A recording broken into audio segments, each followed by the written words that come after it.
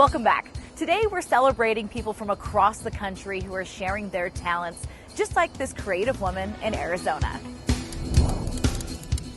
And voila, you have a pillow.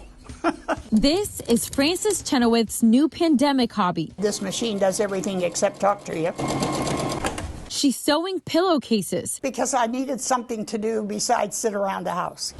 Her family was trying to find ways to keep her busy and safe during the pandemic. Her days are usually packed with activities. I mean, I do ceramics and all kinds of things and, go to some of the plays and things here, but I haven't been many places. They heard about Ryan's Case for Smiles, a nonprofit started in 2007 that aims to comfort and support children in hospitals around the country.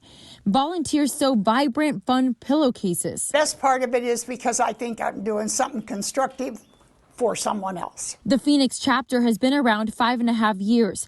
Volunteers have sewn and delivered more than 50,000 cases to several Valley hospitals, including Phoenix Children's, Scottsdale Shea Medical Center, and a few Banner hospitals. It makes me feel really good.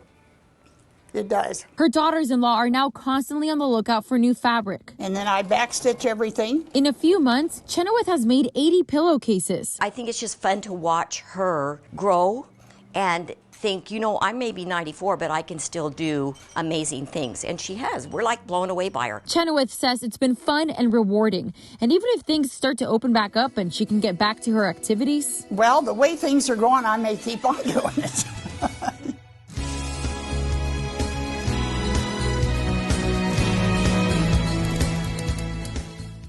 This is where Charlotte sows happiness. They really fall in love with these dolls. 12-year-old Charlotte was born with a cleft lip and palate, a birth defect that leaves a split in the roof of a baby's mouth. A lot of anxiety knowing that your child was not going to be born perfect, and all of the hardships and pain that they'd have to go through. Charlotte, only months old when she underwent her first of many surgeries to fix her smile. I always had a stuffed animal to keep with me while going through the surgeries. When she turned 7, Charlotte received a sewing machine, and from the minute she got it, she was ready to sew. And right away, I made my first doll that looked like me. I put long brown braids in it and glasses, and I even added a scar. That small scar inspiring Stitches by Charlotte, where she hand makes surgery companion dolls for kids who have matching scars or even an eye patch. There's a little boy, Theo, he didn't want to wear his eye patch for medical reasons, and once the mom put an eye patch on the doll, Theo wanted his eye patch on too.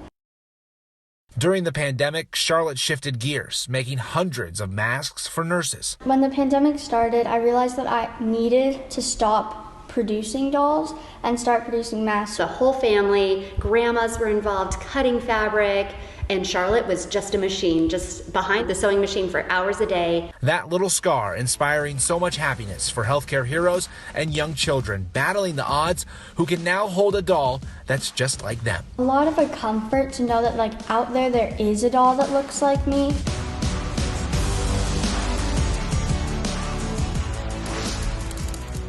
This Kentucky guy is sharing his talents by knitting it forward.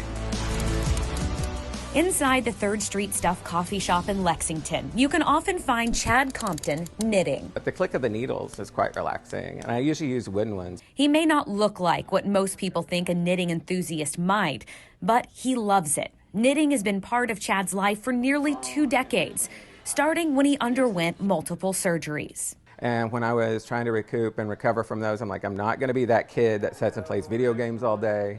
I'm not going to do any of this stuff. So I ended up teaching myself to knit. He knits hats, scarves, and blankets for himself and loved ones.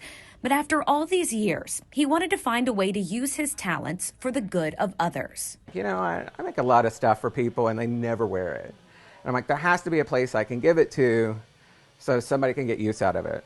So in 2018, Compton started the nonprofit Knit It Forward. He based it off a similar charity he learned about in Oregon. He relies on knitters in the community to donate creations to those who are in need of a little comfort or warmth. But it's just to make someone feel that little moment of somebody cares for me.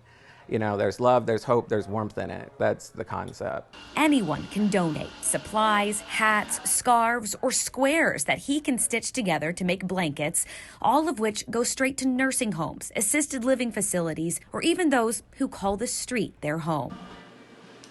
I can tell when the same people leave it because they have a signature style with their knit and their yarn choices. There are donation bins set up around the community, including at 3rd Street Stuff, where people can drop off or pick up free supplies for the taking. A community effort, a simple idea, one that can make a big difference. I'm going to make this world a little bit better when I leave it. We have more talented people to meet, and this young lady is so fabulous. So fabulous, because it's like a play on words, like so fabulous. I mean, I knew that she was fabulous from day one, so it's great as a mom to see her realizing how fabulous she is. Her talent is inspiring and definitely good to know.